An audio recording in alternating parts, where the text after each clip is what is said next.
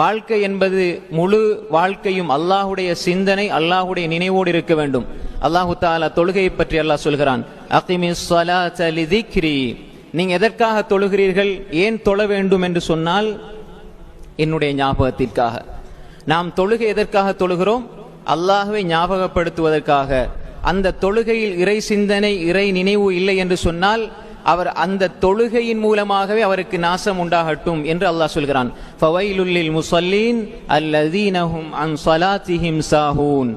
தொழுகையில் அல்லாஹுடைய சிந்தனை விட்டும் பராமுகமாக பராக்காக இருக்கின்ற தொழுகையாளிகளுக்கு, தொழக்கூடியவர்கள்தான், ஆனால் அந்த தொழுகையினூடாக அல்லாஹ்வினுடைய சிந்தனையும் நினைவும் இல்லை என்றால் ஃபவைலுன், நாசம் உண்டாகட்டும் என்று அல்லாஹு தஆலா சொல்கிறான். அதை அல்லாஹு தஆலா உள்ளச்சத்தோடு, இறை உணர்வோடு, இறை நினைவோடு தொழுகின்ற தொழுகையை பற்றி அல்லாஹ் சொல்லுகின்ற பொழுது, قد أفلح المؤمنون الذين هم في صلاتهم خاشعون.